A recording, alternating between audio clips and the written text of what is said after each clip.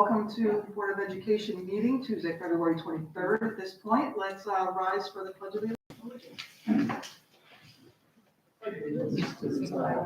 United States of America, and to the republic for which it stands, one nation, under God, indivisible, with liberty and justice for all.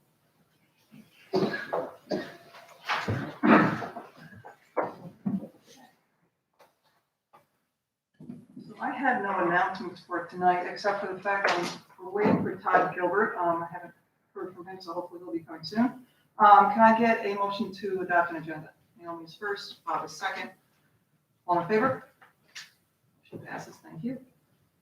Study session meetings are designed for the purpose of having administrative updates to the Board of Education. There are no public comments at study session meetings. Residents may attend the next scheduled business meeting on March 9th, 2021, and/or contact the board via email at boe@shenschools.org with any comments or questions. All questions come into the Office of Public Information Officer and are shared with the board and/or superintendent as appropriate.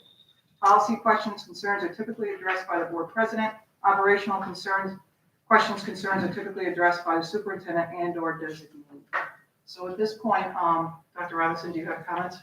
Yes, thank you very much, Mrs. Stevenson. So first of all, thank you for this opportunity, and I want to emphasize let me just take my mask off 1 second. We have appropriate social distancing here, and just be a brief moment. I want to emphasize this opportunity, and I was speaking to our administrators this morning, that when you think about this time last year, we were all excited about February break week and thinking about thinking spring as we think about bad weather and hope that spring will come faster than not. And March happened. And March, in many ways, turned our entire lives worldwide upside down. And here we sit again in that time of coming off February break week. And if you would have asked me in April or so, oh my God, what will next February look like? I would tell you, I'd have no idea. However, as much as that's the case, if you would ask me, are we going to be successful? I would say absolutely. We're going to do the same things. We're just going to have to figure out how we do them differently. And what we have over the past year almost, it's been a tremendous growth opportunity for us as educators. And I say not only here at Shen, but educators across the country, because the essential nature of education was highlighted, became so pronounced, from the fact that the impact on students, the impact on families, the impact on communities. And so as we tonight present to the Board of Education and to the community at large, our mid-year update, is pretty amazing when you think about the things that we have preserved, the things that we have done, and quite frankly, the things that we have actually even done better as a result of the challenges we have faced with COVID-19. So you hear more about that as we move forward. Related to that is also the sense of community that sometimes comes out of crisis. We have experienced here at Shen the unfortunate passing of Deanna Rivers and Chris Stewart that formed a bond with us and North County Central School District. And yes, we have great friendships and relationships with many school districts, but that particular incident, I think, forged a bond between two schools and two communities that will be always etched into history. And about a week ago, Joe Core, who's the superintendent of North County, called me up. We're good friends. We talk all the time. He said, Oliver, I need your help. And I was like, Joe, tell me what you want. I'm there for you. And he said, we're struggling to keep our schools open because of staffing. And they're just, they're off for 2 weeks, kids virtual. And they just started back there Monday. And several members of their transportation department went down with COVID. And so now they were forced again closing schools for the kids without even knowing our capacity, or should I say knowing that our capacity transportation was already tight, but knowing that the will and the spirit of the folks here at Shen, I said, Joe, we'll figure out a way to help you. And so I reached out to Al Karam, who's our transportation person. Al reached out to the transportation person in North County.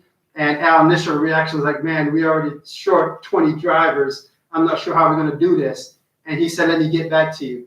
And in that same spirit, not only did he get back to me, when he got back to me, he said, We have drivers volunteering to leave their shift after Shen and doing whatever they need to do to go and support the North Colony School District. So for that week in February, before kids went to the break, they were able to be back to school in person.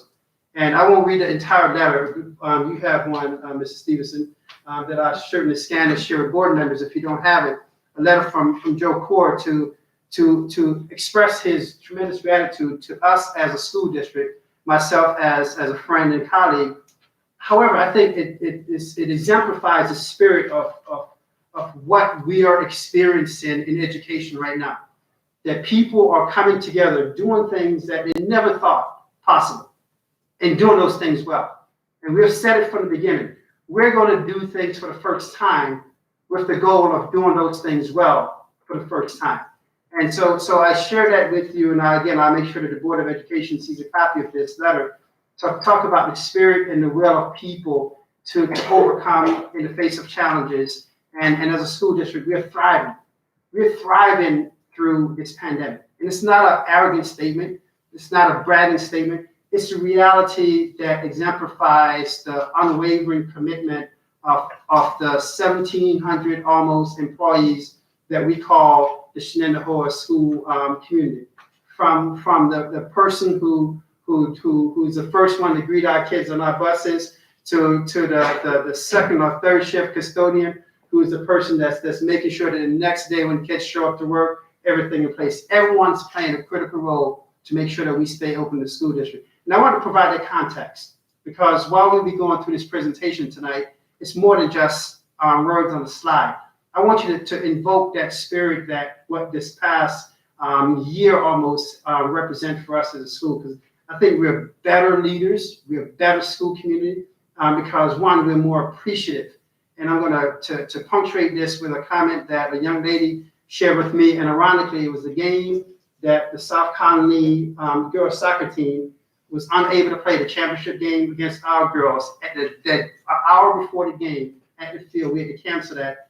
And one of our Shen players said, wow, I have such a great appreciation just to be able to play the game. It was no longer about winning or losing. It was just the appreciation to play the game. And so we're appreciative to play the game, of leading this system. We're appreciative of playing the game, of ensuring that all our students, Grace Pernod here as a perfect example of that, have the best opportunities to be successful. So hopefully as you listen to the presentation tonight, you have that, you listen with those ears and see the words with those eyes and internalize with that mindset. So with that being said, we're going to walk through a pretty extensive presentation, and it certainly could have been a lot more, but we recognize that we only have 4 hours tonight, so we're gonna shrink that down a little bit. But I'm so pleased to have some of my colleagues here. Let me just transition to that presentation. I'm so pleased to have some of my colleagues here, and as you see on the screen, we had a theme for this year about authentic learning. And that there was a perfect words to describe what the experience or what we try to do and want to do and will continue to do for our kids, to create an authentic learning experience for them. And so that's what's been driving our narrative all year long, and will continue to drive our narrative as we move forward. We have some a representation of our colleagues. We have a lot of great colleagues, but the ones you see here are the ones who either volunteer or were voluntold to do it. So we have high school principal Ron Agustinoni will come up. We have associate principal Lucas Libero also come and represent high school. Middle school, we have Robin Boris here from Guyana and Sean Knapp from Kota, the two principals there. At the elementary school, we have two of our newbies, two of our relatively newbies in the principalship here at Shen, Kathleen Shanges, who's our newest building principal, and Malik Jones, who feels like a veteran now in comparison to Kathleen in the Shen experience. So we're pleased to have both of them here. And at district level, we have two individuals the board have seen many times, Michelle Mylod, Director of Special Education, and Rebecca Carmen, Director of, actually we're just going to simply call her the COVID Queen, because she's everything COVID for us as a school district. So those folks would come forward, and I'm just going to quickly recap for the purposes of For the board I know is familiar with our goals. I won't go through a lot of details, but just want to highlight a couple of things that when you look at these goal areas, when you look at our school and classroom goals, that I just want to highlight the first sentence of some of the words there, dynamic and personally relevant. Think about that, dynamic and personally relevant. And that's what we want the experience to be. And you have to be dynamic because we're teaching kids virtually, we're teaching kids in person, we're teaching kids in ways and with ways that we have never thought about before, but yet we're teaching kids to try to meet their respective needs. That's that personally relevant aspect of that really I think you're going to see highlighted tonight through those goal areas. When you look at our organizational culture goal, you see culture responsive and inclusive.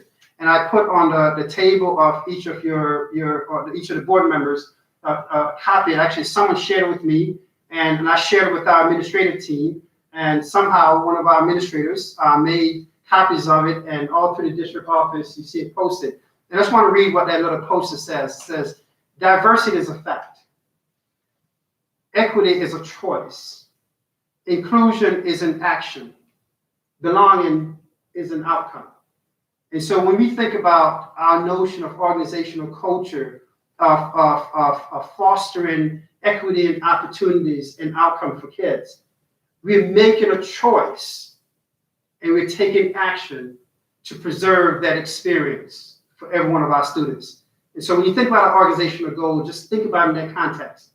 As a system, we're making a choice, recognizing the diversity that we have in our student body. We're making a choice. And we're taking the actions to preserve that personalization for every child, that every child has a sense of belonging in our system. And I think that we really need to kind of let that simmer a little bit in our minds as we think about our organizational culture and the environment that we want to foster for our students. And our third area is our personnel and professionalism. And this is an area that really rose to the top, where people not only were and felt empowered, people act in a way that demonstrated the fact they were empowered. They wanted to be and were difference makers. And so how do we empower and support every one of our employees? And we saw that all over the place. We continue to see that every day. People knowing, not asking the question of what can I do? They know what the problem is. They're saying, here's what I'm willing to do to add value, to make a difference. And so when we talk about personnel and professionalism, that's the type of environment that we try to foster with our goals. And our last goal area is this notion of fiscal responsibility. Recognize that we have faced cost structures that we could not even imagine. We have spent millions of dollars on COVID-related items, from disinfectants to PPEs, you name it. Things that we didn't even know existed. In fact, they didn't exist a year ago. That we continue to invest in, and knowing that fiscal responsibility isn't just one person. It's every individual's, by the decision that they make, determine how we best use the resources of the school district. And so when you think about the fiscal responsibility, keep that mindset as we move forward. So we're going to spend some time here tonight, and our first person, Kathleen Stranger, is going to walk through the school and classroom experience from the elementary level.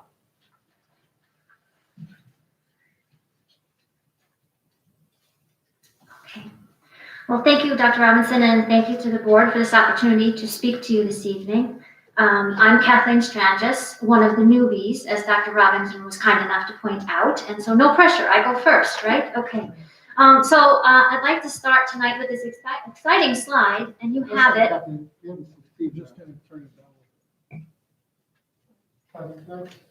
I'll start with this slide. Is that better?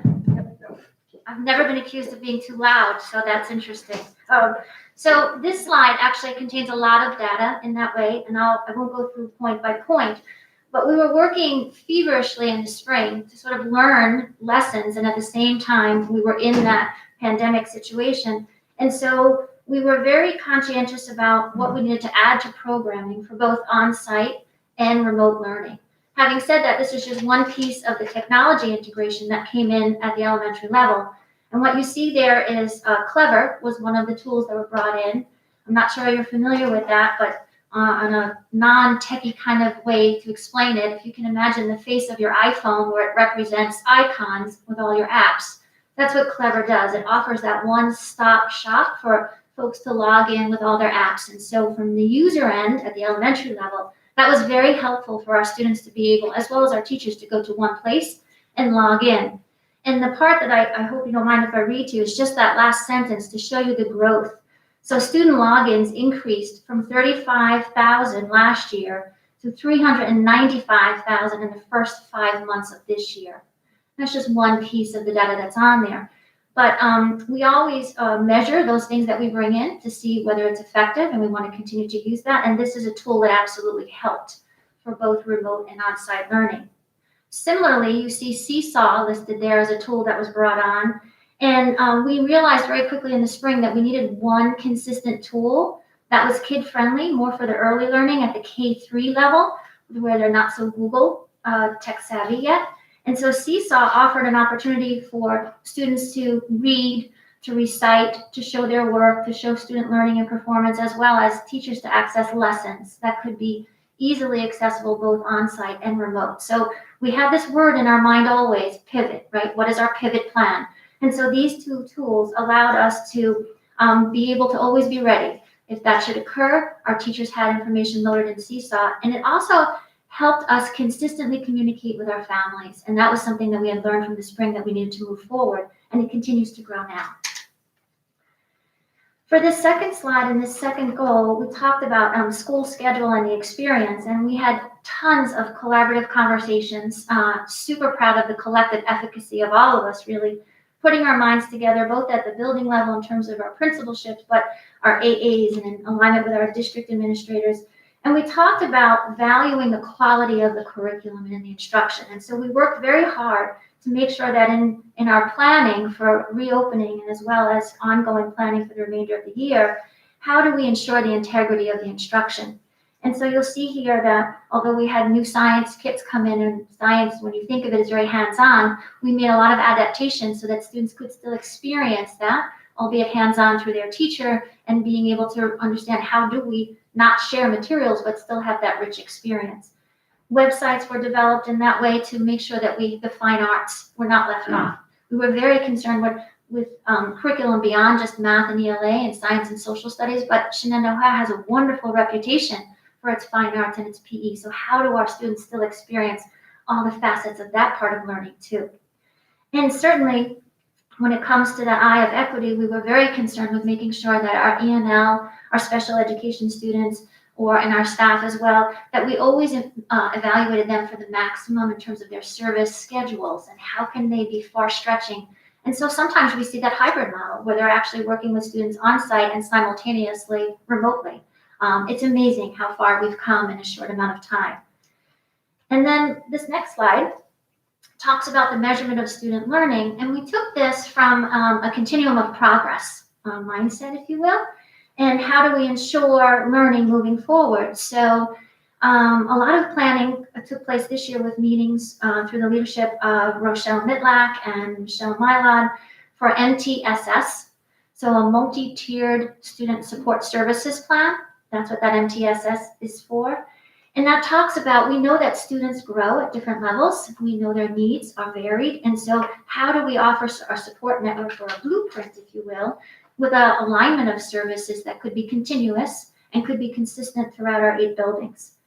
When we think about measure of learning, often assessment comes to mind.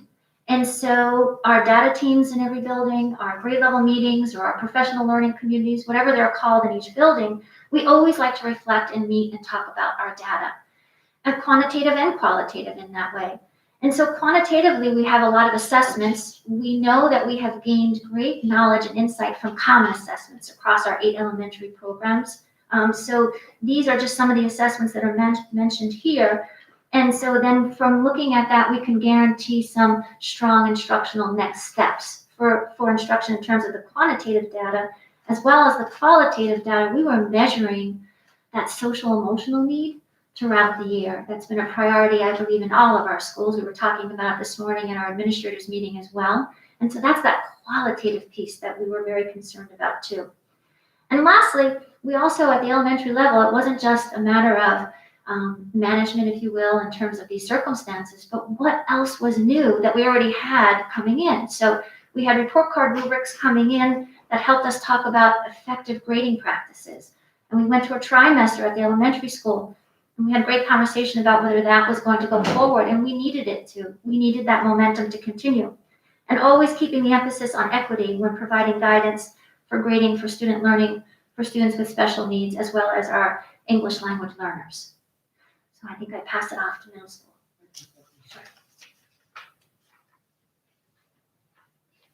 Thanks, Kathleen. Good evening. I'm Sean Natt. I'm the principal of Kota Middle School. So I'll be presenting the next few slides. I guess I'm an oldie.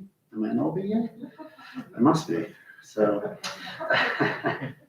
but the amount of work, and there's so many words just listening to Kathleen speak, words like adjust, adapt, pivot.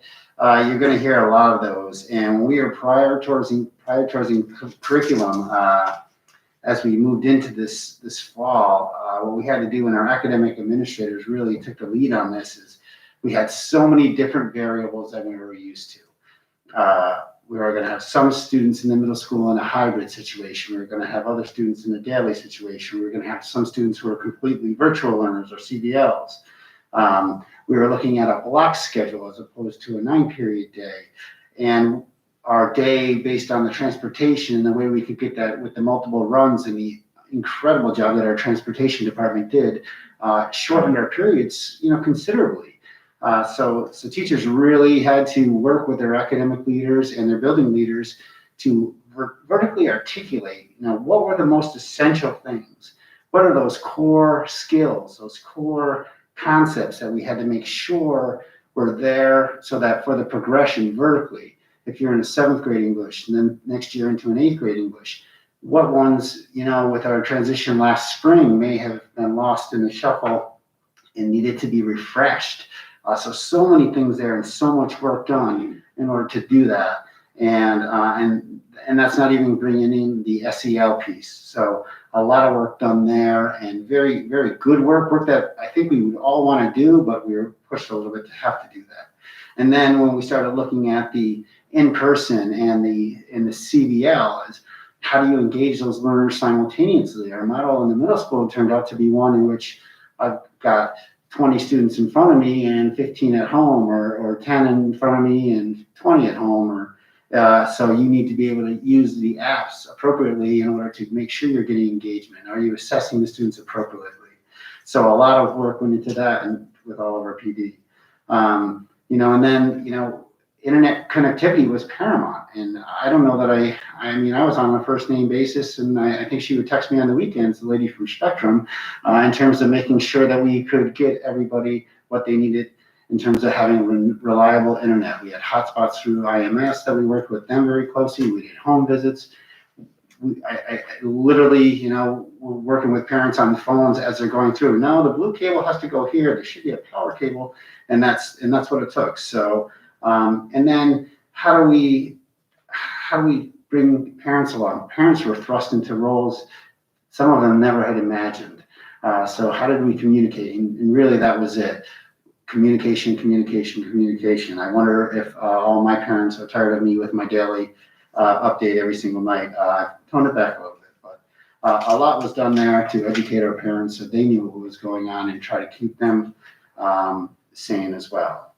In my next slide, we're going to look at our school schedule, and this was a tremendously heavy lift. And when I talked about it, we had a principals meeting today. I used an analogy of the windstorm in November, and I remember leaving here at 5 or 6 o'clock at night, driving down the road. I took a right on the 146A, and there was a tree down. So I pivoted, turned around, went down 146, another tree down, turned around, came down through all the way down through Rexford, got back, another tree down Ashdown Road. You get the idea. But that was the story. We had some ideas that were thrown out that were absolutely crazy, but the work that was done in order to implement the 64-minute block really took grasp. We were able to group our kids into many different blending learning groups from A through L to B, just like the high school. And We repurposed every single nook and cranny of this place to make it happen. We installed Ikes and projectors and screens and everything all over the place in order to make this happen. So, and what was unique for the middle school is that we had those 6th grade students daily and the 7th and 8th grade in the hybrid. And we were sort of the tweeners between the elementary school model and the high school model. And developmentally, where our 6th graders were, it had to happen that way. And that was what was best for students. So that's how we went. And but a tremendous amount of work. One, I probably can't do justice in one slide, but that was my best effort. My third slide is really looking at measuring student learning, and Kathleen touched on many of these topics before, and looking at the MTSS concept and how do you look at the data. And a lot of the data was missing because of the spring. So then how do you use multiple data points? Very often we're always looking for 5 to 7, whether it's placing students in different academic programs, whatever we had to do, or it's just problem solving and making sure we have the correct student supports in place on a daily basis with our ISTs this year moving through. We had that SEL piece where we had to make sure the students were there. We didn't go in gung-ho like we normally would have in a year. We had to make sure our students were ready, they were there, they had all the pieces in place. Luckily, the technology pieces were there. We had a lot of that PD already in place. We expanded on our Shen learning rubric, which we piloted over the summer in summer school, where it was sort of that analogy is, if you're an Olympic athlete in the high jump, nobody ever says, well, on his first jump, he only went 54 inches. All they care about is the fact that he holds the world record at 78 inches. And using that rubric of a 1, 2, 3, 4, 5, and having students and parents understand what their learning means was one of the goals. And we've rolled that out. And it's been a very successful program, and it's been very helpful to both parents, I believe, and to students to understand where they are and give them multiple opportunities. So it's not necessarily about if they got that 63. What does a 63 mean when you get a paper on a back from a teacher? What does that mean? But if the way we set up the rubric, it was much more descriptive for the students. The last thing is, again, I think I touched on this a little bit with the placement into the accelerating programs. I mean, some of the data points, many of the data points, the final average, the final exams, those things didn't happen at the end of the spring. So we had to look at multiple other data points and, again, pivot to make sure that we had the kids appropriately placed throughout. So I appreciate your time, and thank you.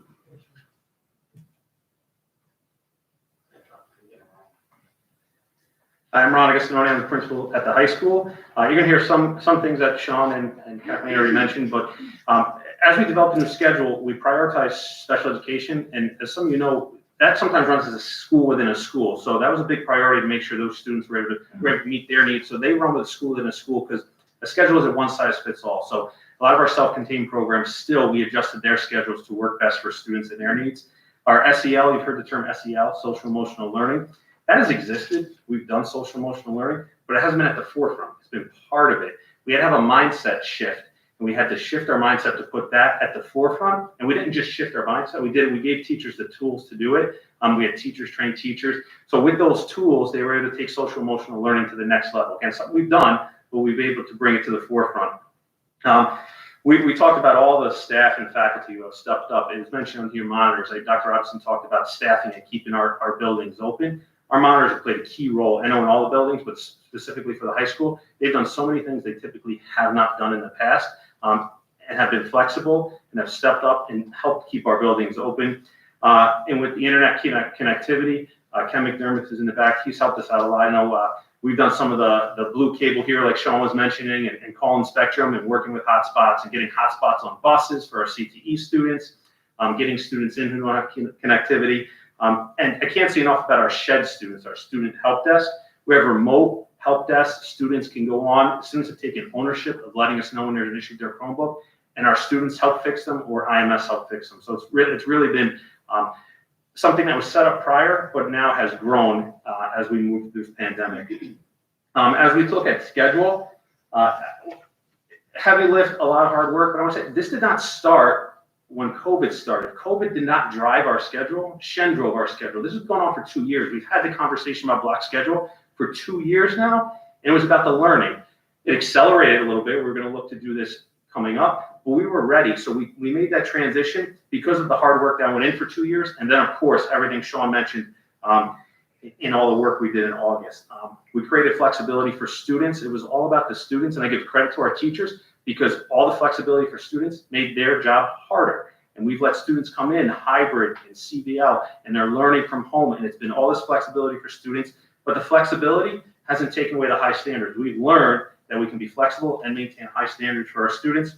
Sean mentioned our curriculum review and prioritizing standards. Our academic administrators did a lot of work with our teachers on that, saying, well, we know these students are going to be home this amount of time, or in this amount, or home all the time. So prioritizing the learning standards was really important as we moved through that, and a lot of credit to them for all that work. Chris Cullen in the PE department, a lot of things with physical education in terms of virtual options. Students were able to leave early and do PE virtually. The way PE classes run is really amazing. I know when we work with the Department of Health, which is regular, they're always amazed at how Shen is running PE because it runs seamless and they're still getting what they need in PE classes. And virtual experiences, we've had concerts, you've probably seen them pushed out via YouTube. We have a musical coming up. There might be some cameos from some people in the room. I don't want to spoil who that might be, but that's coming up as we go, and you can see that on the slide behind me. And as we move to progressive grading practices, again, this is not, COVID didn't create this. Progressive grading practices, I don't know that I've been to a meeting when we've talked about learning without talking about grading for equity and grading for learning, and that's been for the 4 years I've been here. So COVID didn't drive our grading practices, we drove it, and now we've kind of really flourished under this model. I think Dr. Robinson says all the time, we're not surviving, we're thriving, or whatever the term might be, and that's what you're seeing happening under COVID. We've seen student choice, we've seen that expand for students on how they're assessed, when they're assessed, what's the best way to demonstrate their learning. And like Sean mentioned, the high jump, the 50 inches or 70 inches, we like to use the analogy, you know, if you failed your road test and then you go back and you pass it, they don't say, well, the last one was a failure, you average together, you got to come back a third time, right? So we really talk about that grading for learning. So it's real important to us. Some of the things we're doing in the middle school as well, Grad Lab, we have these Wednesdays, which have been really wonderful for our teachers. They started by treading water in September. They needed those Wednesdays. Now they're really moving forward with professional development. But Grad Lab, we'll bring students in on Wednesdays if they're at risk or if they're struggling. We bring them in every Wednesday. We have transportation. We give them food. They get a lot of work done. You can see we bring some students in for 4 days. And the last thing on there, community circles. If you don't know what they are, they're really a sight to see with our intervention counselors. They get students in, and it ties into that social emotional learning aspect.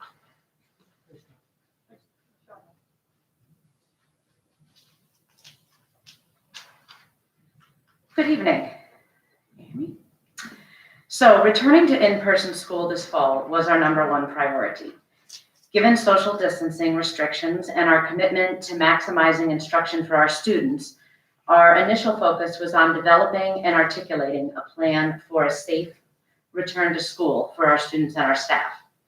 Safety includes protecting our students' privacy.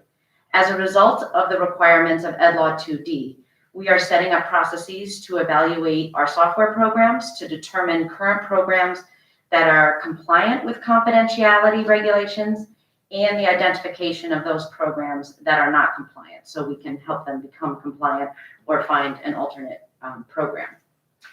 Beyond structural priorities, we continue to collaborate with building and academic administrators to identify key data elements and systems to evaluate student progress and instructional needs to improve our student outcomes. Okay, given social distancing requirements, significant time, as you know, has been spent identifying the best scheduling options this year for our students and our staff to ensure safety, to maximize student-teacher contact time, to provide appropriate professional development to support the implementation of the new scheduling model, and adapting to teacher limitations as a result of COVID restrictions. Now, you've heard already a couple of times about MTSS, and you will continue to hear about that tonight and moving forward. Again, MTSS stands for Multi-Tier Systems of Support. And what this committee will do over the next couple of years is identify our existing processes, structures, and resources. We will identify areas that need to be clarified or improved in terms of those processes and resources. And then we will create a plan that very clearly articulates what our tiered interventions are for all students, whether they require significant support or whether they are receiving support as a general classroom. So you are familiar with RTI, and that would be our tier 1, 2, and 3 supports. And we're looking at, of course, academics, social emotional learning, behavioral needs, and whatever needs students come in to the school with that require additional support. That is a very big goal over the next 3 years, and I hope you're as excited as I am to see that achieved. Okay, an important component of measuring student learning is evaluating instruction. Given the unique and sudden structural shifts that we have faced to accommodate for social distancing, the teacher evaluation process has been revised for this school year through extensive collaboration with teachers and a variance from the New York State Education Department. Understanding the instructional cycle and evidence of students' attainment of the learning standards also continues to be a focus for our academic leaders. Discussions within academic departments, professional learning community meetings, and targeted professional development continue to ensure that students' grades reflect their effort and their progress towards the attainment of the standards.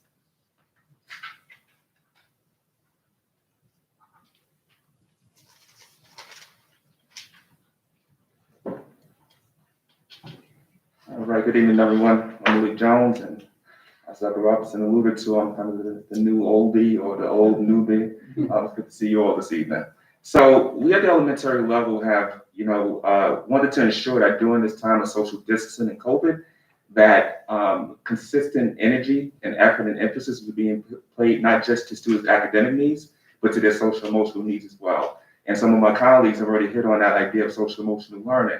And I just want to say that some of the ways that we're doing to address social emotional needs of our students is also indicative of the collaboration that's happening with our staff. And what I mean by that is at the elementary level, our phenomenal school counselors are working side by side with classroom teachers to implement lessons from our district approved social emotional program known as Second Step. Not only are they implementing these lessons together, our counselors are also providing our teachers with strategies that they can use to support students who are demonstrating some type of social emotional need if and when they're not available. Also, I just want to give kudos to the teachers and to the staff, because what's also happening is there's that acknowledgement that some staff members may already have some type of relationship or connection with certain students. And when they are showing some type of social emotional struggle, teachers are tapping those staff members who already have these relationships with the students to kind of provide some familiar support to the students. So that has been extremely helpful. Also, during this time of social distancing, it is important for us to continue to find ways for our entire community to stay connected. I mean, the easiest thing that can happen is for us to become more distant. So I just want to say that the collaboration has been taking place between our partnership teams and PTAs, not just to provide a forum to have discussions about school or district related issues or concerns, but also as a way to partner and identify different things that we can do as a community to celebrate each other. Whether it be bringing in musicians and artists like Jerry Campbell to provide a virtual performance with students, you can see them in the comment sections having these really fun conversations with each other, conversations that they wouldn't traditionally have had the opportunity to have. And just to kind of see in a virtual world that everybody enjoying each other and experiencing each other, but from afar, it's been a really wonderful thing. And that's indicative of those partnerships that we've established and continue to maintain. So ultimately, when you come to our buildings, you'll see some familiar processes. They look a little different, but they still have that same high level of impact to our school communities.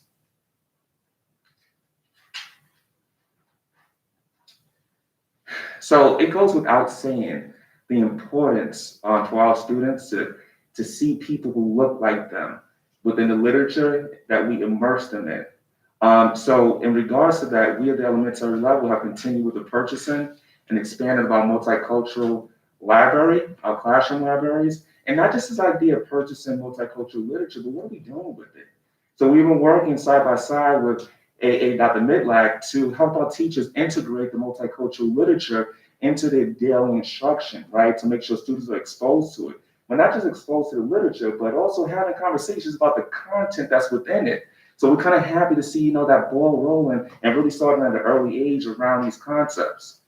Also, I'm very happy to say that elementary leaders have also been able to participate in the BOCES equity training series, facilitated by Ms. Natalie McGee, and I cannot begin to express how powerful this training was. First of all, kudos to Natalie, because, when we talk about equity and we talk about race, I'm not going to lie, when I went into the first session, I said, what is this going to look like? No, more importantly, what is this going to feel like in a virtual world, right? Because I'm used to, when I'm having these type of conversations, sometimes you kind of feel like you need to be right in front of people to feel their energy. And let me tell you, that energy was replicated even in the virtual world. And we had some really, really robust conversations about these important but sensitive topics. And there was so many takeaways from this experience for elementary leaders. And one of the things that I really enjoyed was, she empowered us to be able to go back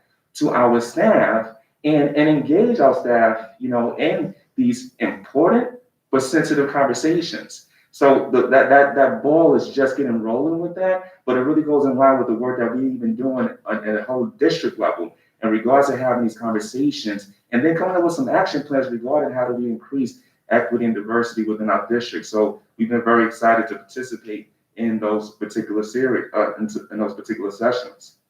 Also, we continue to work diligently to make sure that all of our students have the resources and materials they need to be able to successfully participate in the learning process. This case in point is our partnership with IMS, right? Making sure that all of our CVL students who need technology receive the technology. And not just for our CVL students, but also for our students who need to go out in quarantine. When a student goes out in quarantine and they are devoid of technology, right, they receive that technology in real time. And, there's going to be a common theme here, partnerships and collaboration.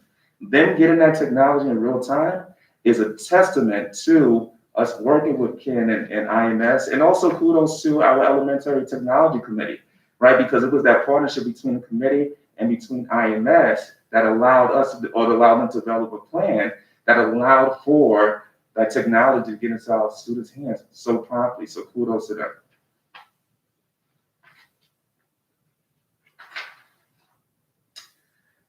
So safety continues to remain at the top of our priority list.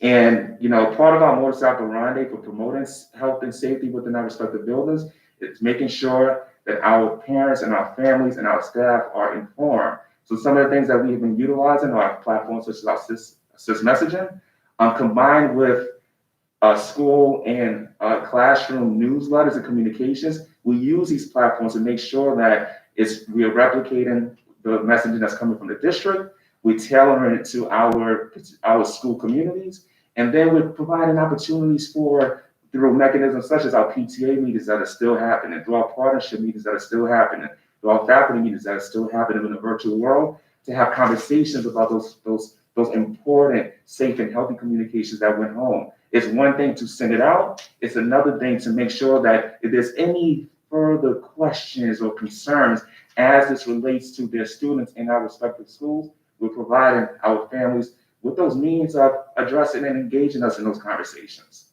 So these ways, combined with our support with contact tracing, with our daily monitoring of self-certifications, our daily and weekly meetings with our custodian staff, these are some of the ways that we're trying to continue to promote a safe and healthy learning environment for our staff and our students alike. Thank you.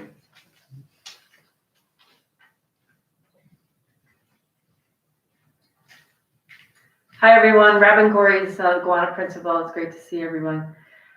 So you're going to hear a lot of the same and similar things that the middle school is doing in the elementary school, and I'm sure the same will be the same when Lucas or Ron come up as well.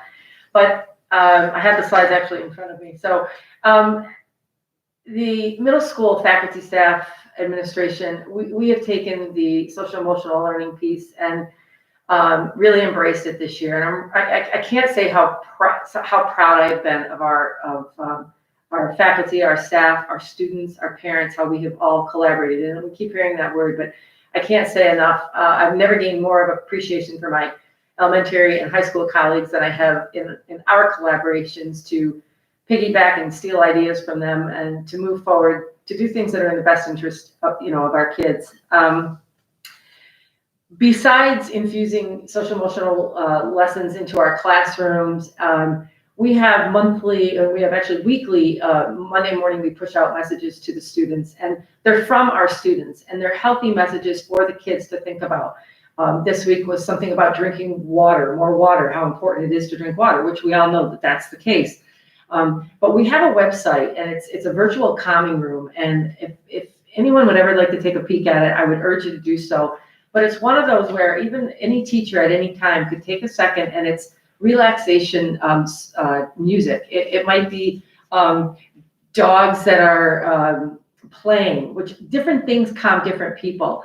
There's mindfulness, there's creativity, there's different things, but it's those things that we all need a minute to just kind of take a second and to calm. And it's really so important for our students this year who it's just different for them. And I think we're all very, very mindful of the fact that we really need to be thinking about the social emotional learning, of our kids. We've done a tremendous job to keep our kids, I'm still on the same one, but to keep the kids connected. And that's not just our teachers and our staff, that's through our PTA, and that's through our student councils, and that's our environment committees. And we have Spirit Week still. We're still doing the Spirit Weeks. We're still doing contests. We're still doing candygrams and kind of fun, silly things. But those are the things that excite kids to come to school, and we will continue to do those types of things. We have a great partnership with Saratoga Center for the Family, and we've offered some mindfulness training for our staff with them. And lastly, you see a cute visual there too, and that's a wonderful sensory walk that was designed for our students with disabilities. However, we find that students, and it's located in Acadia, love it just as well. So it's one of those where it's just kind of a fun thing that's light, and we think that the kids could really use more of those types of things in the school. One of the common things you'll hear me talk about on my slides is the professional development for our teachers here. And it's played an integral role for us for this particular school year. A lot of growth opportunities through equity, diversity, and inclusivity. Well, one of the things that I felt was really powerful is all three middle schools, to our faculties, we had Arburn come. And Arburn is Regional Bilingual Education Resource Network. And you say, okay, what does that do? And I do want to just take just a second to explain to you what Arburn does. And it helps each school create for ELLs, English language learners, an educational environment which engages everyone in meaningful teaching and learning, respects diversity, provides opportunities for all students to achieve at the highest levels, and enables them to become skilled in the English language while capitalizing on their strengths in terms of their native language and heritage. So to give you an example, the Arburn teacher came and spoke in Portuguese and did math problems. And, I know my staff kind of, was a little bit blown away, but then she broke it down and scaffolded and really explained how you could approach this in a different manner.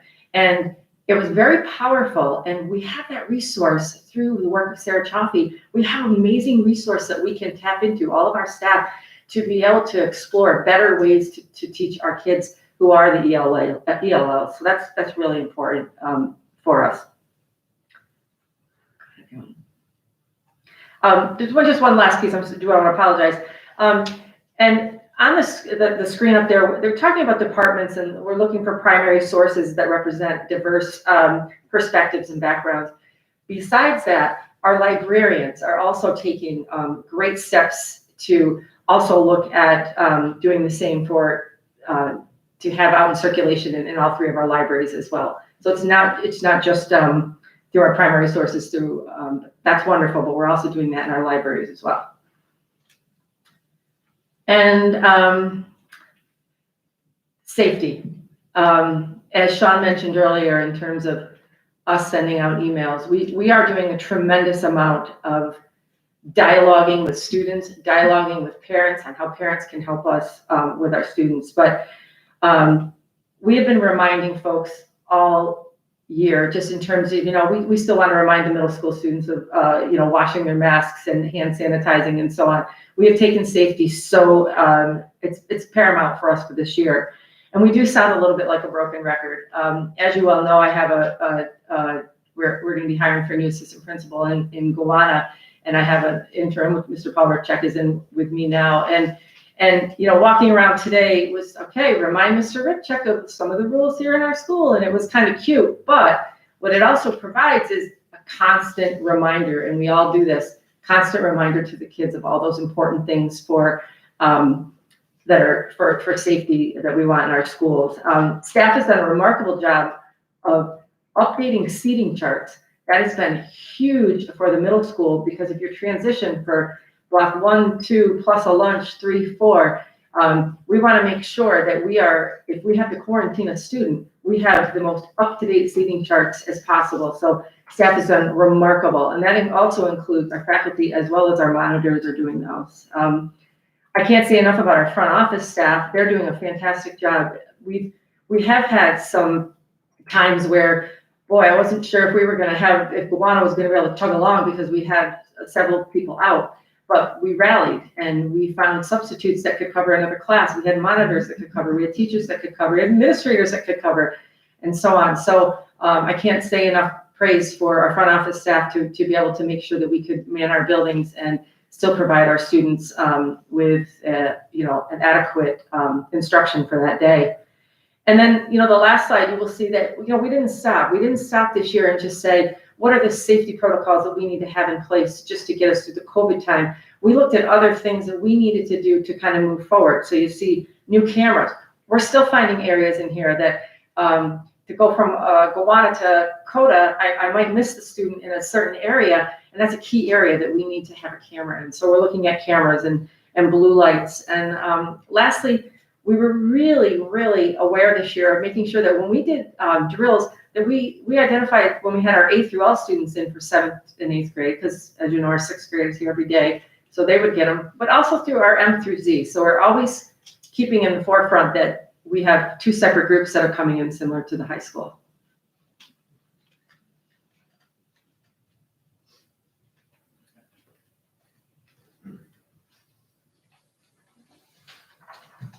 Good evening, I'm Lucas LeBaire, and I'm one of the associate principals at High School East. Thank you for having me here. I'm going to talk a little bit about the work at the high school level under the goal of organizational culture and environment. The first essential objective that we've heard a lot about already tonight is social and emotional learning. When we think about social emotional learning, what that means, that involves skills like how to manage emotions, how to set goals, how to keep positive relationships intact, how to make good decisions. Those are skills that are extremely valuable for students during any year, but especially so this year when our students and our families, and for that matter, our faculty and staff, are faced with the stressors of the COVID pandemic, the dramatic changes in their daily experience at school. So this was really a key factor that we tried to consider as we planned and worked our way through the school year. We've really taken 2 approaches at the high school to social emotional learning. One of those was to try to build and maintain very open lines of communications between all of our stakeholders. We wanted students to become comfortable and make it a norm for our students to express how they were feeling, to be able to reach out for help. We started to help train our teachers to do regular check-ins to see how our students were doing. It's become a normal part of every start of a classroom lesson. In addition, we've also found ways to communicate better with our parents and other stakeholders in the community as well. We also, as a second approach to social emotional learning, have developed a wide host of resources that were available to folks to use. Our counseling department, along with some others who have led various committees, have developed a whole bank of resources that were available for teachers and students to tap into. And those were scaffolded so they could be accessed easily. They started off with just quick check-in activities to use at the start of a lesson to see how kids were doing and kind of become, to make it a norm for students to open up and talk about those issues. But then they moved into more complete lesson plans that dealt with social and emotional issues that teachers have started to incorporate. We've continued to work with mindfulness, something that we started at the high school several years ago. And again, we've had to get creative with all of these solutions as we face the new scenarios of hybrid and CBL learning. Sometimes that communication by email or by weekly messaging or by phone calls wasn't working. And so we've done home visits repeatedly to go try to actually connect face-to-face with some of those parents and students that we were worried about. The second essential objective was our work in the area of anti-bias and anti-racism. And in this work, we really tried to focus on the whole spectrum. And what I mean by that is we have work going on that looks at how we recruit and hire individuals to work in our organization to make sure that we are accessing all the talent that's out there and that we're attracting a diverse population of employees. We have then been looking at the curriculum and the instructional materials and methods that we use to teach our students, making sure that those are free of bias, making sure that those represent the diversity and equity that we want to see our district represent. And then we have also looked and taken a deep dive at the culture of our building. The key to all of this and all of those parts of that work has been a heavy reliance on the student voice. We've tried to find ways to make sure that we were turning to our students to explain how they felt and how their experience was and what their thoughts on how we could improve were. Some of the examples listed there, are good highlights of that. The Day of Dialogue was a chance to have open and frank conversations about difficult topics between all different stakeholders, including our students. Recently, the high school partnership team's latest edition of their podcast dealt with this very issue of bias and anti-racism and inclusion. And that relied heavily on students sharing their opinions and their thoughts on how we could improve and continue to move forward. The one last thing I'll say in this area is that we fully understand that this, like many goals, but especially this goal, is one that's never finished. It's something where there's always room for improvement, and it's a continual step forward to keep meeting the needs of our students. The third essential objective deals, of course, with safety and health preparations this year. Safety has always been and always will be our number one priority for our students above all else. This year, we certainly were faced with a whole host of goals and accomplishments that we needed to meet to make sure our schools were safe in terms of COVID. So, we could do a whole PowerPoint just on the COVID preparations to make sure that we were erring on the side of caution and ensuring that our students were safe in the building, from the way that students entered and exited the building, to the way that traffic moved in our hallways, to the social distancing in our classrooms, to the PPE precautions. The list goes on and on. And we've been happy to see one of the key signs that has been telling us that that's been working and that our work has been successful is the fact that through contact tracing and investigating the different issues of COVID that have arisen, very rarely, if ever, have we seen those tracing incidents go back to an exposure in the building. Almost always, and Mrs. Harmon coming up next could certainly speak to that, our students or faculty for that matter who have come down with COVID, it's typically been traced back to an outside exposure. So we're very happy to see that our buildings have been running safely. We haven't had major outbreaks. We've been able to stay open every single day this school year, which is in itself is a big accomplishment. I do want to say that despite all of that focus on COVID and COVID precautions, we have not lost sight of the other serious safety concerns that we always have as an institution and as a building. We've continued to create safety plans both at the building and the district level through committee work that looks at those plans and formulates drills that we carry out throughout the year. We've continued to execute our safety drills, although slightly different due to COVID restrictions, ensuring that our students had the practice they needed in the case of emergency, like an evacuation or a lockdown. We've continued to work with outside agencies in both those realms. So there's been a lot of collaboration with the Saratoga Health Department, with New York State Health Department, federal guidance. In terms of our other safety precautions, we work closely with the Sheriff's Office, the state police, local fire departments. Recently held a incident command training for both High School East and High School West to review the roles and the protocols and the procedures, not only for our veteran members of that team, but also for new members of that team, so they were familiar with how that system worked. And then lastly, we have upcoming in the near future, a tabletop drill, which is a simulated live scenario of a major emergency. And that one is going to be, I believe, involving both our high school team as well as the district leadership team working together to practice how we would manage a major incident at the high school. So thank you very much. And up next is the district.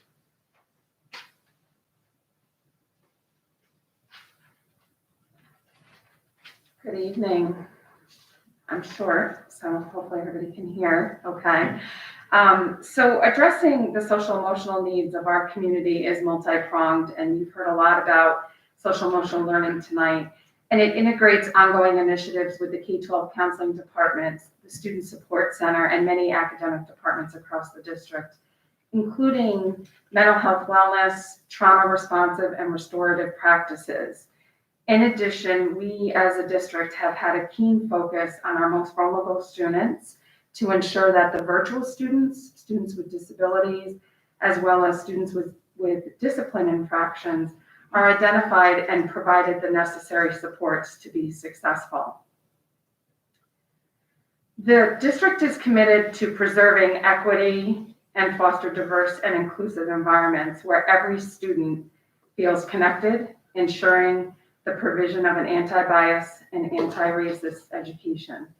And it's ironic because I was actually going to lead this slide off with similar to what Dr. Robinson did with the the saying of diversity is a fact, equity is choice, inclusion is action, and belonging is an outcome. This year, the Equity, Diversity, and Inclusivity Committee, has taken a role in evaluating our practices around equity, diversity, and inclusion. This committee is committed to creating and sustaining a learning and working environments that ensure equity and opportunities to promote personal excellence in achievement and foster social justice. Our K-12 staff and administration have played a key role this year, a very important role, and as you heard Lucas talk about it, in taking the necessary steps to slow the spread of COVID and prevent outbreaks, protect our staff and our students. Our goal is to continue to keep school open, and we have done this. We have done contact tracing 24/7 in order to make this happen, and it's been a collaborative effort across the district with all administrators and staff included. As of February 12th, we had 278 total students testing positive. Case investigations and contact tracing are essential interventions in a successful multi-pronged response to COVID-19. And here at Shen, we have also implemented many mitigation strategies, such as testing students and staff to help with that spread.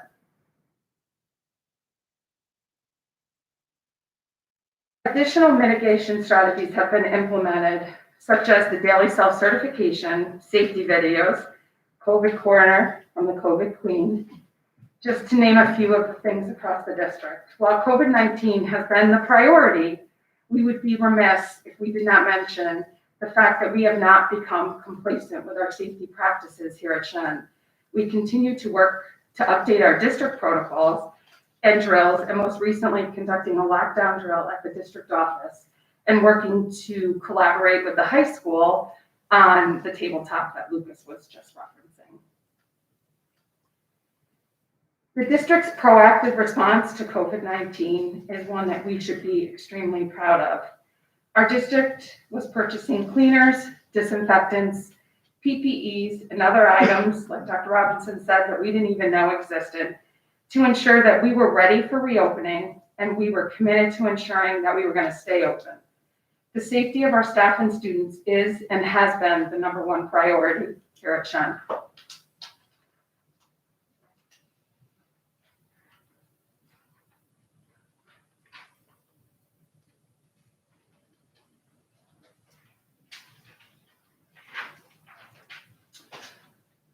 Hello again. So due to the unique nature of the school year, it was imperative that staff were provided with an adequate amount of professional development, especially at the initial stages of the year, to help them with their initial adjustments to some of their new roles. So to support this, the first week of school, known as Superintendents Conference Week, was dedicated to framing expectations for staff and also providing them with initial support in some of the digital platforms that we would be utilizing this year, such as Seesaw and Google Suites. These initial professional developments were then parlayed to ongoing professional developments and trainings for all staff around potential pivoting to full remote, and the event we needed to pivot to full remote. We wanted to make sure we got ahead of it, and we wanted to make sure staff were provided with the necessary knowledge and skills, and as well as resources to help them efficiently transition to full remote pivoting if we needed to.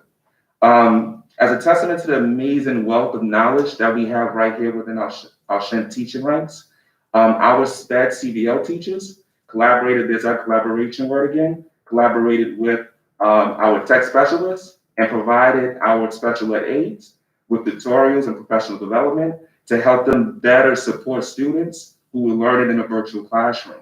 I cannot begin to say how much something like this excites me, because we do have such an amazing wealth of just talent and expertise right here. For us to be able to capitalize on that expertise, especially during a COVID year, is very, very telling.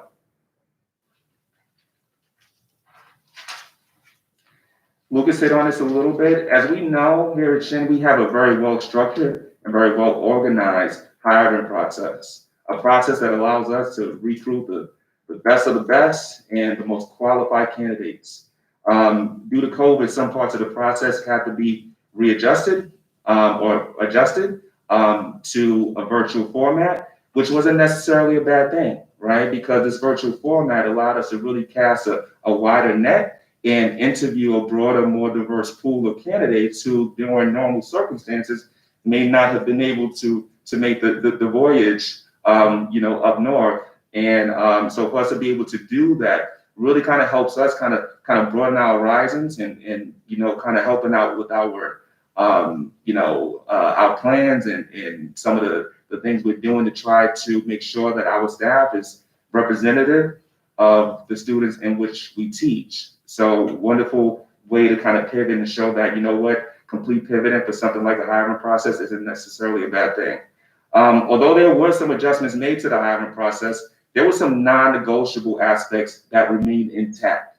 And some of those non-negotiable aspects consisted of making sure that all of the individuals who participated on the hiring committee viewed the anti-bias video, the district anti-bias video, but not just viewed it, had conversations about it. Also, one of the things that remained intact was making sure that we utilized the profile of a Shen employee document to really kind of guide us and make sure that we had pretty much a blueprint for what we would be looking for in an employee or a potential employee into our Shen district.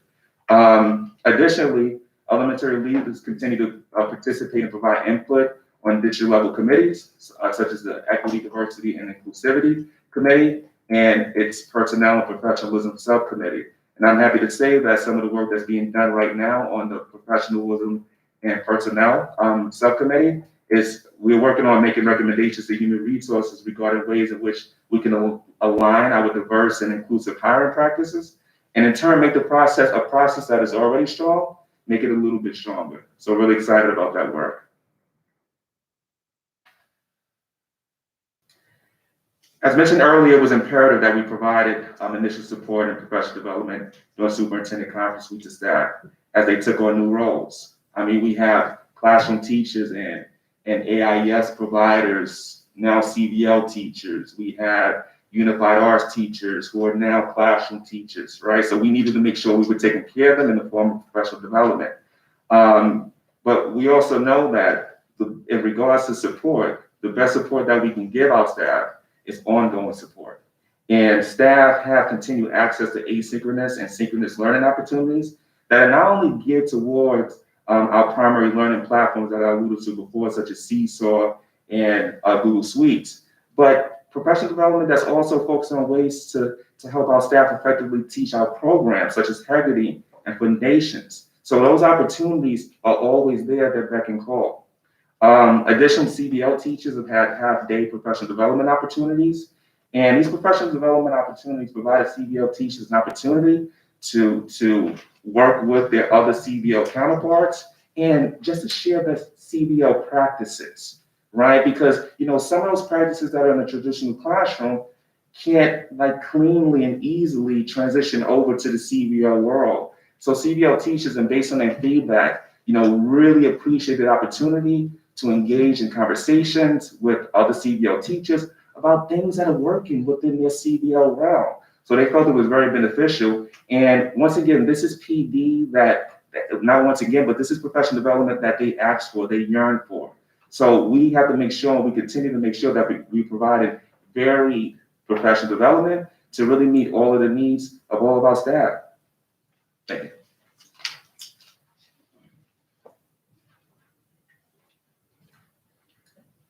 I'm going to pick right up on the professional development piece because we quickly realized in the summer that superintendent's conference day or days needed to be longer. And we were very fortunate that, and I don't know who initially came up with the idea, we were very fortunate to have Dr. Robinson, Dr. Woods' support and working forward and really providing so many different opportunities for our teachers for professional development, which I know are listed here. Additionally, after those 4 days in the middle school, and this is similar to the high school, grades 7 and 8, they have 2 hours every Wednesday. We call them virtual Wednesdays, in which we do a modified schedule in the morning. They're teaching virtually, though, their students. And then in the afternoon, they have approximately 2 hours of professional time. And that professional time can be used in the way that they see fit.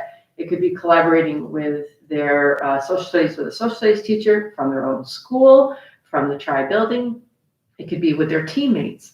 So we have that. And then our 6th grade teachers, we rotate them every 3rd virtual Wednesday, and they have the entire day. And back to, I believe it was Ron that had said something about the monitors. Every Wednesday, our monitors receive a new schedule.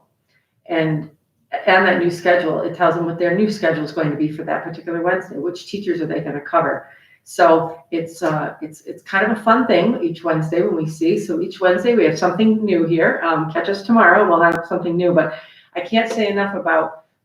We just really learned how to regroup and shuffle and repurpose and reutilize different people so that we can support the growth of our teachers and that professional development.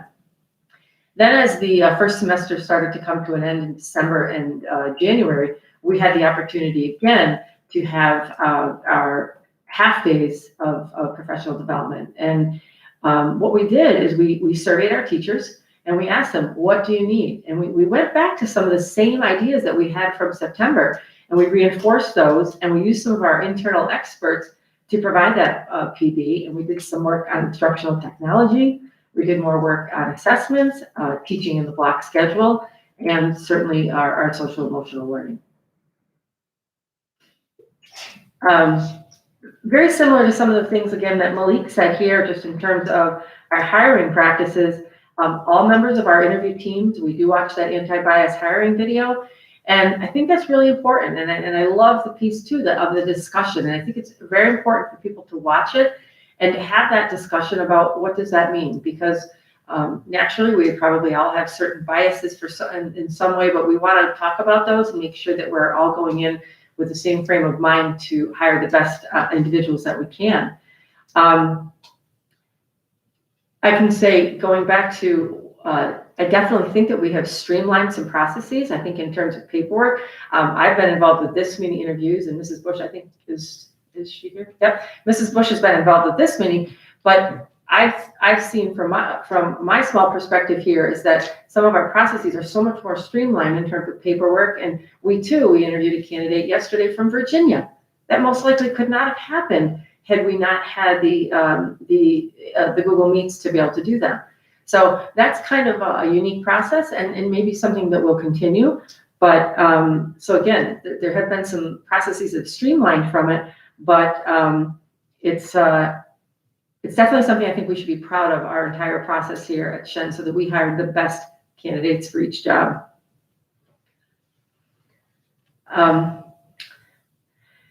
And lastly, I just want to go back to, it's another professional development piece, but I think just when our teachers thought that their capacity to learn instructional technology was at, again, I don't mean to use my hands, but this big, I think we all stretched ourselves. from where people thought they were to where they are, we had such tremendous growth. And some of that growth came from, again, our internal folks. Not only do we have internal teachers that are doing that, our instructional coaches are just second to none. I mean, you've heard us say Gail, John, Vanessa, Anna, but I can't say enough about the work that they've done to support our staff this year, to be able to help them grow into becoming these instructional gurus, because it's been so important because of being in COVID. The other piece I do want to share too, and it's kind of a couple different separate things here, but just in terms of that outreach and so on for families, we have sent and we have communicated more, and I know we have some middle school parents here, more with our families than, exponentially more than we ever have. And I don't see that, might subside a little bit going into next year, but I think it's been really important. And another thing that we learned from high school, again, in collaborating, is emailing our students. And that's a real powerful thing, is to email the students, because we're going to talk right to the heart of whether it's expectations for safety or if it's something fun like our Spirit Weeks. But that's another piece. So it's not only just this constant messages to our families about important things, but it's also to our students. And the other piece too is we really took opportunities to be able to still provide opportunities such as our open house, such as virtual fifth to sixth grade special ed nights. And we wanted to make sure that we were still offering the same type of programming or exciting evenings, but they just have to be offered in a different way. And, we're already continuing our planning going into the spring and how our moving up ceremonies and so on are going to look. But again, they will happen. It's just, are they the old way, the new way, or the modified way? We're not sure, but these things will still go on because we still think that they're exceptionally important for our kids.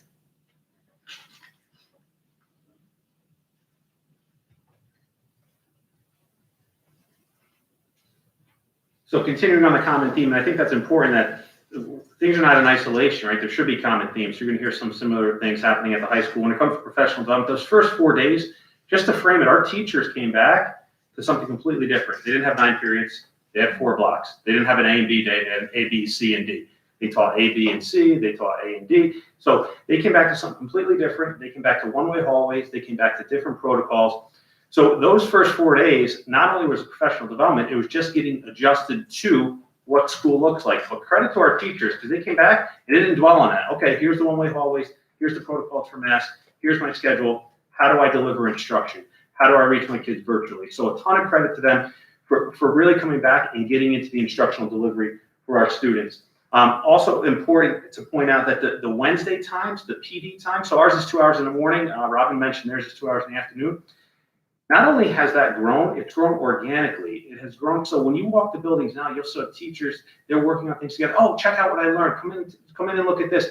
So that has really grown organically, and that's powerful because they're working with each other. I think Malik mentioned that we have a lot of talent, and they're utilizing each other as we move through this year. And the last thing on this bullet talks about our new teacher induction program. If you know our new teacher induction program, you know it's rigorous, you know it's robust. That has continued. A lot of all the good things we do have continued. They have not gone away. There's a number of high school administrators that are part of that program, taking our new teachers, training them the Shen way, giving them our insight, letting the teachers give them their insight. So those programs have continued as we move through this pandemic. You've heard a lot about the anti-bias video. So I'll tell you what that does. That frames the interview committee's mind. It helps when the interview committee's together and we have these conversations around anti-bias, it helps with our follow-up questions. Our questions are thought-provoking. Our follow-up questions are thought-provoking. And a lot of that is because of the conversation we have prior to interviewing anyone. Also, the work is never done. I think Lucas, my colleague at the high school, pointed out this work is never done. And the profile of Shen employee, Malik mentioned the Equity, Diversity, Inclusivity Committee, the subcommittee that he chairs that I happen to be on. We're looking at the profile of Shen employee right now and how that ties with the staff and the faculty that we hire here. It is work that is ongoing and continuing. And the virtual piece, that has been an efficiency piece for us. We've been able to see more candidates. We've been able to see a wider group of candidates, which gives us the opportunity to hire the most talented folks as we move forward. The constant sharing, something I really want to point out, the things you're hearing today, this professional development, the things we're learning, the hybrid, the CVL, the instructional delivery, that's just not until the pandemic ends. The items we're learning now is going to carry us a year, 2, 10 years into the future. This work is benefiting us for the future, not just for now. So it's real important to recognize what we're doing now is not just because we happen to be in a pandemic. Our high school partnership team, if you haven't checked out a podcast, they're definitely worth seeing. We did the one on equity and inclusivity recently. There's another one coming up where our students will be letting us know what it's like to learn virtually. What are the challenges of learning virtually? I mean, that's what we need to ask. I can tell you what I think they are, but our students tell us what the challenges are. They say things differently. They're supposed to. They are our students. We have to listen to them. So we'll be having that coming out soon. It was pointed out the middle school had Marcia come in and do something on L's, and they did a lesson in Portuguese. So again, the sharing, we heard that, and I said, well, the high school wants that. So we brought her into the high school, and she did the same lesson for us at the high school. And on the same lines with L's, I do want to point out, we're talking collaborations. Sarah Chaffee and her department, she has that department, they collaborated with Albany City Schools to develop a tool, because we were not able to give the nicest slot last spring for obvious reasons. So we're able to evaluate our students. So with that tool in collaboration with Albany City Schools, we're able to evaluate our students, make sure they get what they need. And that was a lot of hard work by 2 school districts working together.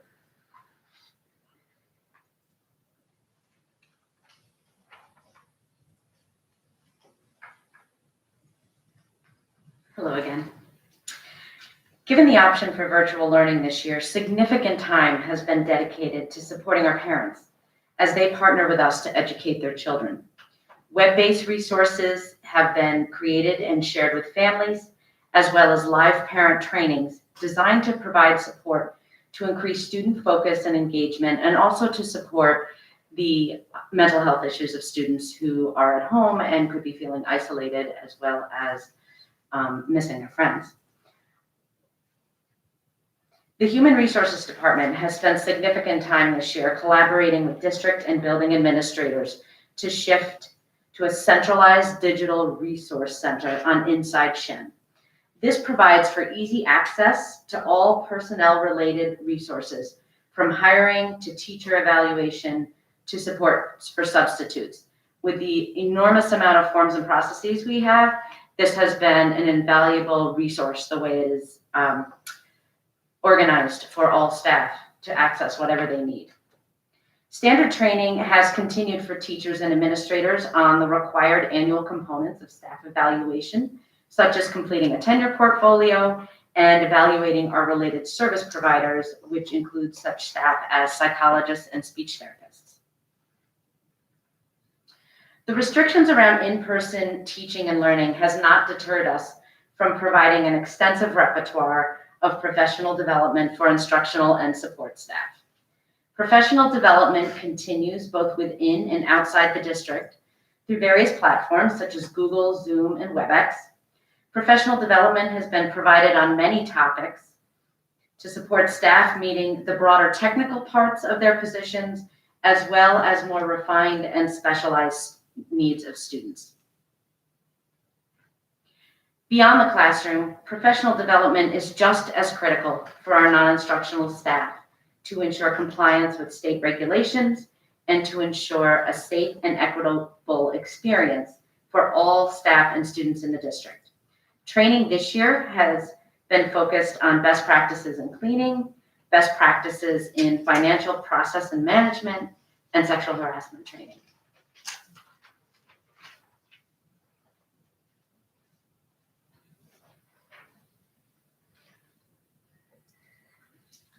Hello again.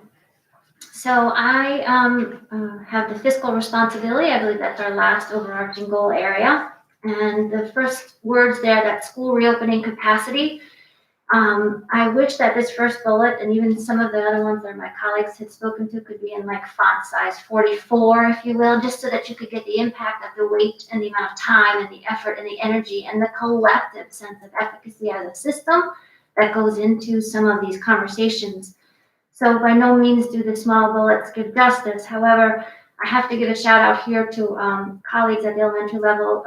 Mr. Greg Pace and Andrew Hills had led this conversation through the summer and kind of tried to create a framework or a blueprint for which we can begin our conversations to hang our ideas on, and then work with our middle school colleagues and likewise our high school colleagues to imagine what's necessary for reopening. And it was never a question of would we, it was more of a question of, okay, we will do this. What are the fiscal ramifications or needs, and what are those resources? So there were constant conversations that spiraled this way, as well as across our 8 buildings and then certainly our system. So again, with the lens of equity, always our conversation was making sure that what we could do on site was also available to our CVL families. And likewise, any needs that our students may have or needs that our families may have, those in general education classes, special education classes, special programs, Quest, ENL, those are associated with acceleration, anything could be honored and valued. It was of utmost importance.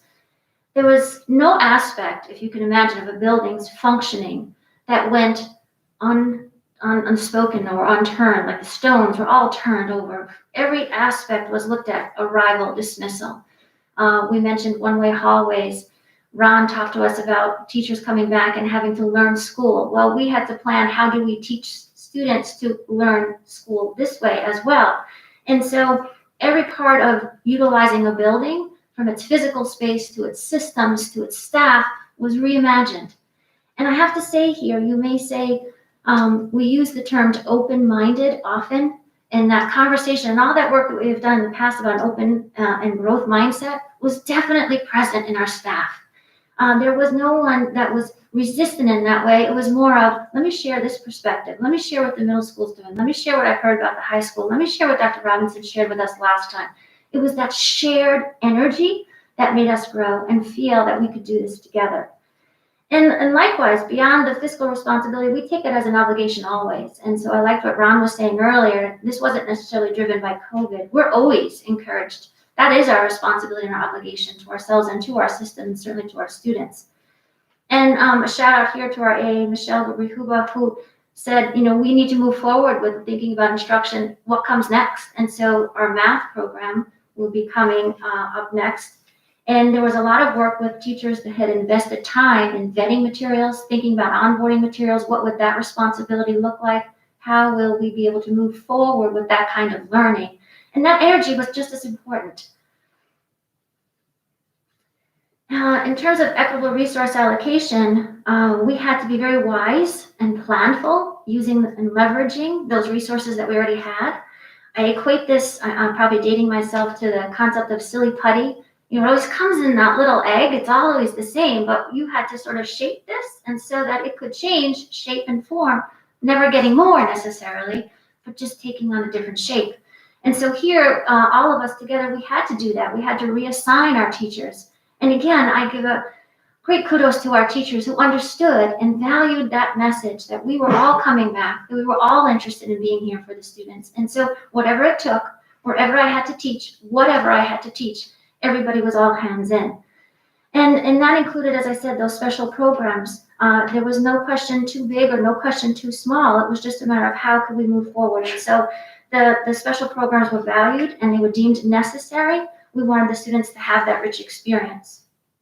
And lastly, in terms of strategic budgeting, again, not a concept that's new to us. We do that always within our budget system. We're always asked to maximize our budget and look for outside resources, grants and donations, things that optimize learning and optimize our schools. There were purchases for technology, things that could add on. We worked with IMS to understand what are the best purchases to make. How do we complement and work in tandem with what we have already, knowing full well that we want to have that future present lens that Dr. Robinson talks to us about. What could we continue to use in the future? So we're actually building our capacity even in these somewhat challenging times. We mentioned Clever and Seesaw and those products that came on board to further enhance our program this year. And certainly we learned from a system-wide implementation that the resources that we have at hand all then changed to allow us to have a digital interface. And so our CVL students were able to access all those curriculum pieces that we would normally just have on site. And so I'll pass over to the middle school.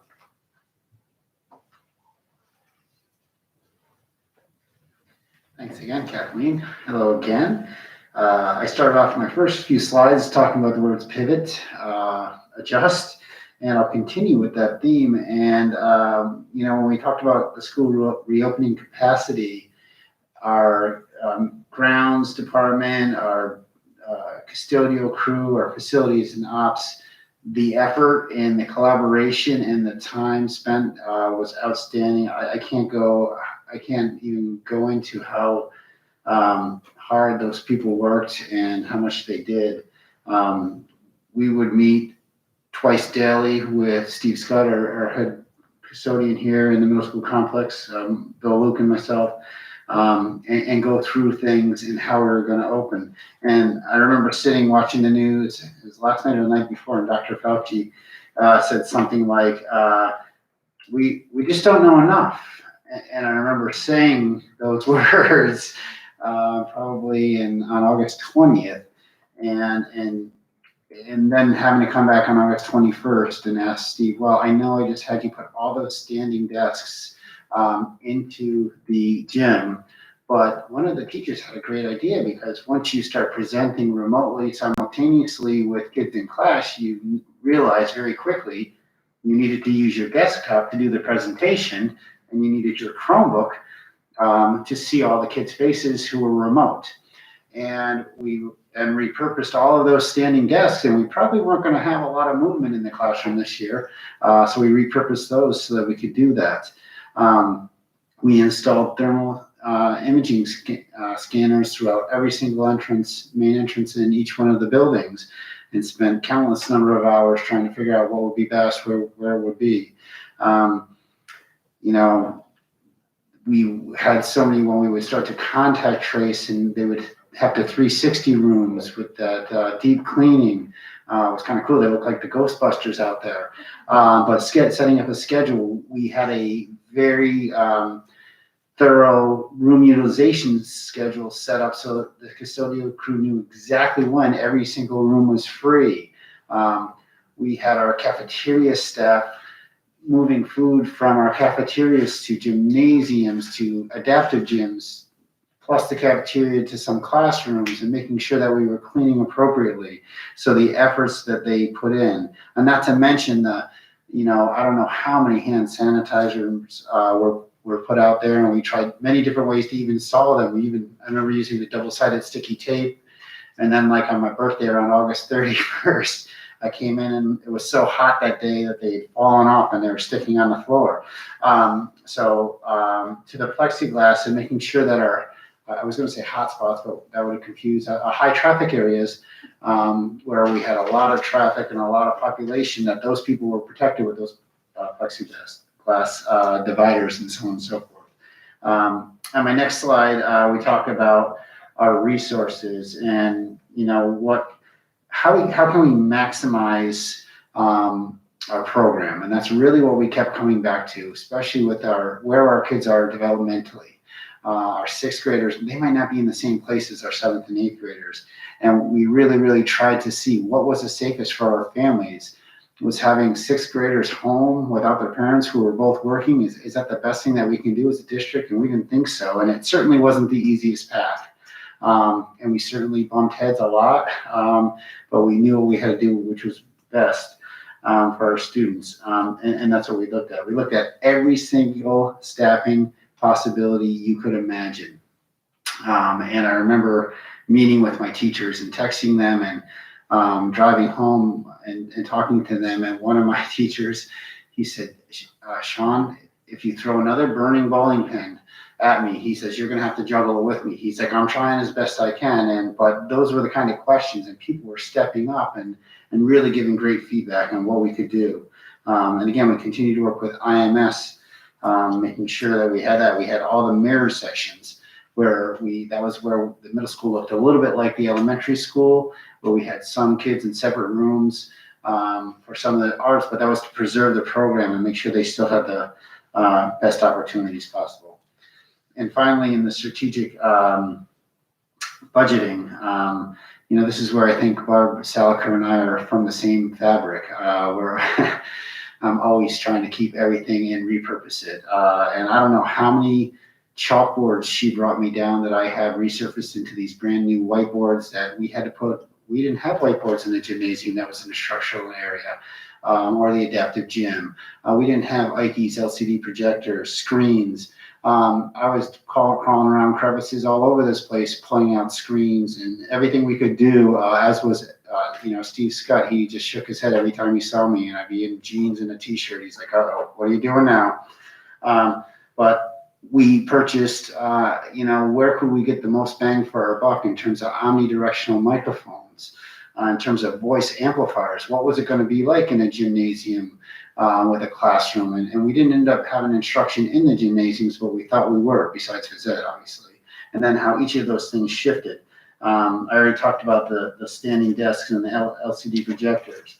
And again, maximizing the utilization of that thing that I just said in terms of having that Chromebook here and using the desktop simultaneously. And that was a game changer when people started to do that. It was not long before everybody was like, wow, that's a lifesaver. So, we did the best we can. And I have down in my notes, we could have spent millions, and maybe we did. Maybe I should have said tens of millions. Prices skyrocketed on certain items dramatically when we were working with IMS, when we were working with Bar Salicare. So we really had to be as sensible as possible. But thank you.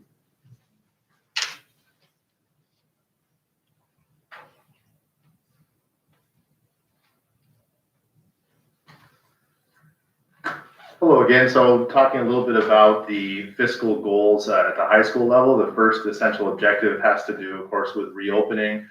Again, as others have said, it was one of our heaviest lifts.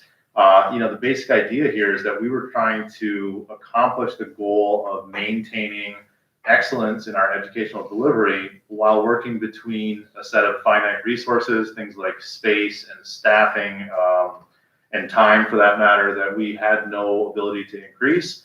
And also working within the restraints of restrictions that were beyond our control, due to COVID, by the governor, by the county.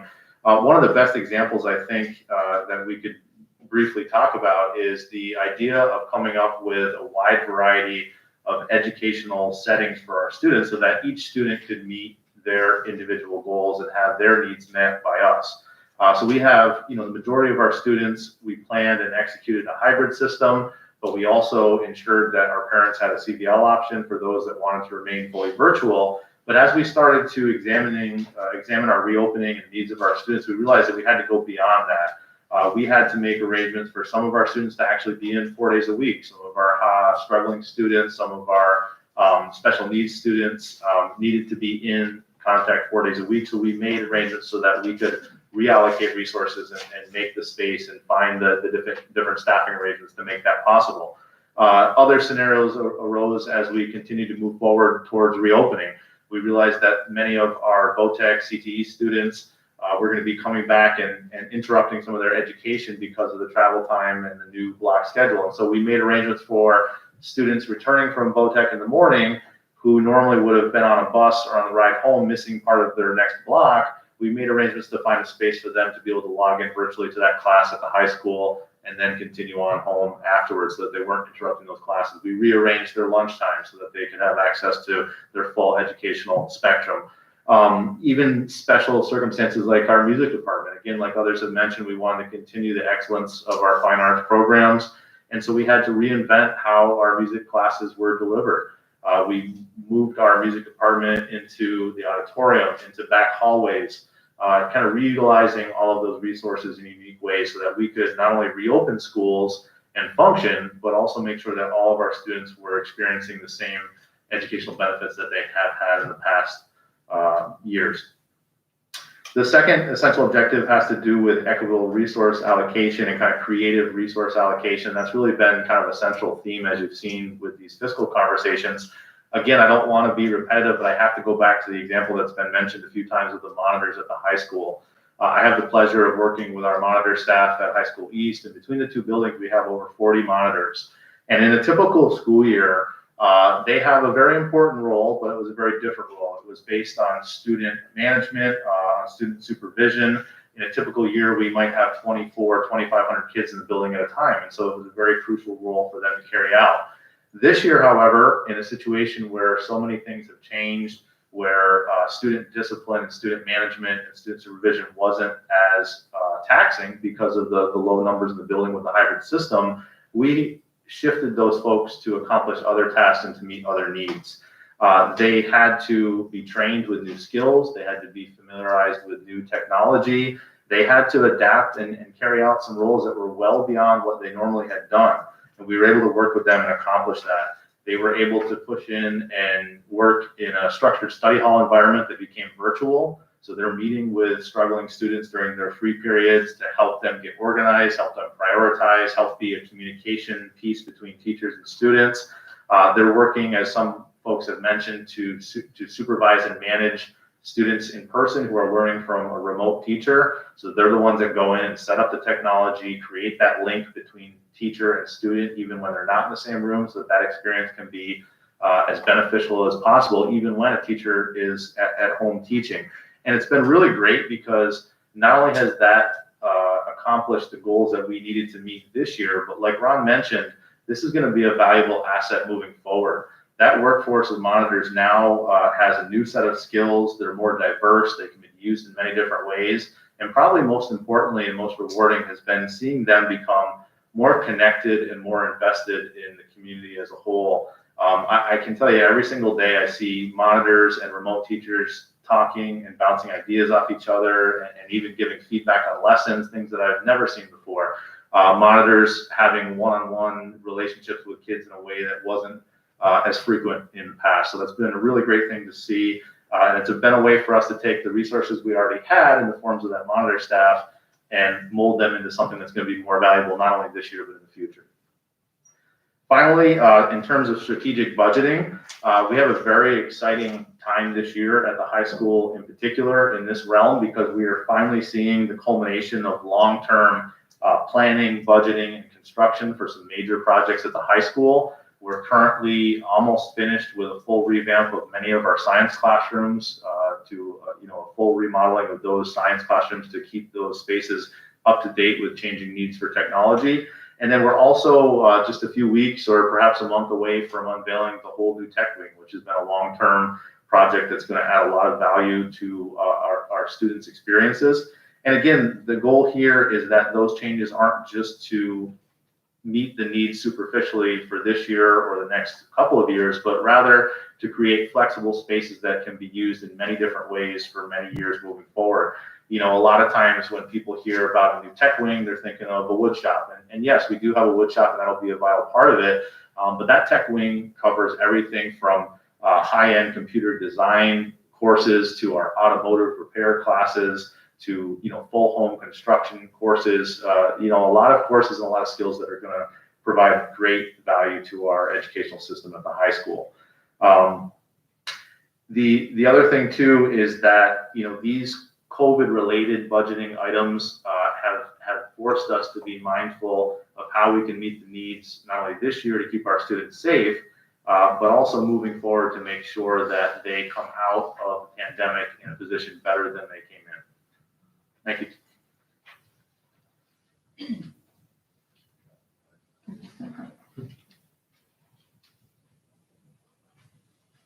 All right, so as we begin to wrap up the presentation, I have the last piece of fiscal responsibility.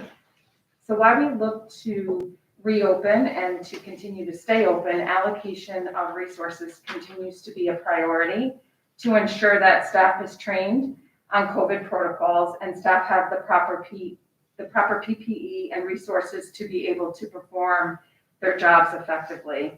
In addition, as a system, we have developed opportunities to create recorded PD, professional development, opportunities to minimize instructional disruptions.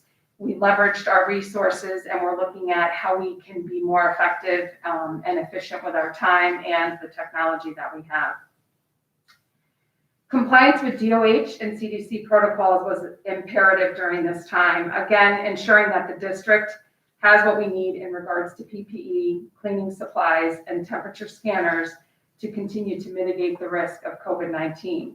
From a safety perspective, minimizing traffic in buildings and creating visitation protocols, sign-in procedures, placing drop boxes or tables at the front doors of each building, is what we have done to mitigate the risk of exposure. Looking at equitable resources, when the COVID pandemic related state mandates closed school buildings earlier this year, understanding the detrimental impact that school closures can have on student access to education, Shen created virtual and in-person learning plans that would ensure educational continuity and equity for all students and our staff. The district has been very diligent in allocating our resources based on student needs and COVID-19 requirements to ensure that all buildings and staff have what they need to be successful, as well as our students. And lastly, when we look at strategic budgeting, this year has been where we've had to be more flexible and creative in how we expend our budget to account for unexpected expenses to ensure the health and safety of our staff and students during COVID-19. We have been proactive in evaluating our current processes of how we're using our warehouse as a primary source of inventory and our annual spending analysis to ensure adequate funds throughout the school year. Thank you.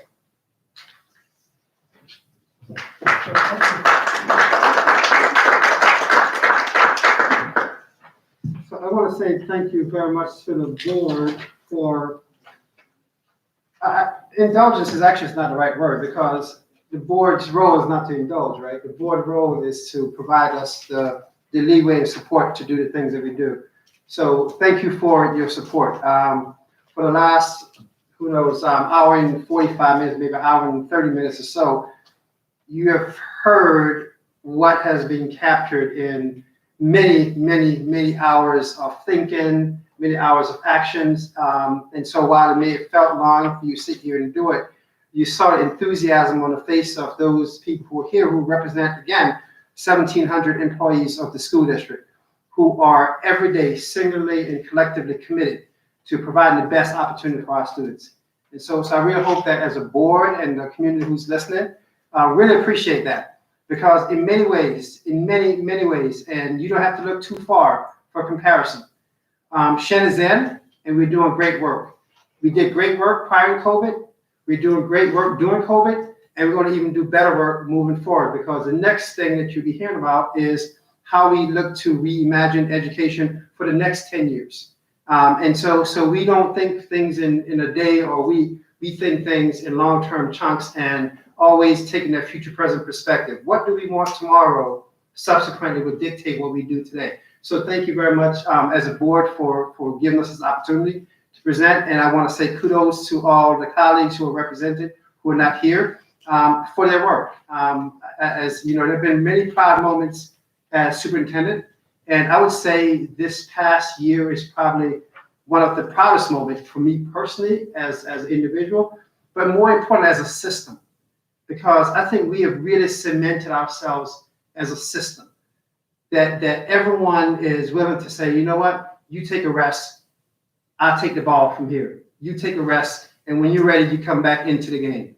And so when you think about it, that's who we are. That's who we are. Shen is truly in, and we're looking forward to a brighter future, and we're taking all the precautions to make sure that our students have a great opportunity, and our students and staff are safe as we do so. So again, thank you very much as a board.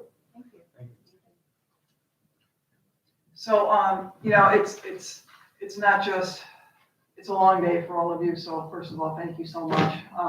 You'll see me swarming in my chair because I can't sit that long. Can't do anything like that. But you know, it wasn't just all of your changes. You have transitioned as well, but you've seen the board transition this year, and roll with the tides has been an ebb and a flow all year. Truly a partner in progress, right? We threw that term out in the teacher introductions in the beginning of this year, and it truly has stayed with us. Not just you and I, but in this whole board, in the synergy that we created. And you know, I have to say for Jason and Joe tonight, you saw what does drive Shenendehowa. You see the dedication right around this room tonight. So I'm glad that you were able to come at this time and see this, because it touches everything that we talk about. We talk about policy, but this is what drives Shenendehowa right here. And what a tremendous effort made by not only everybody tonight, but everybody, the students, the community, our leadership, and the board. So thank you very much. Okay, so we can move into the good of the order if anybody has anything else they'd like to say tonight. Okay, that said it all, right? 9 slides later. Okay, so with that, I'll have a motion to adjourn. Gus is first, Bob is second. All in favor? Awesome.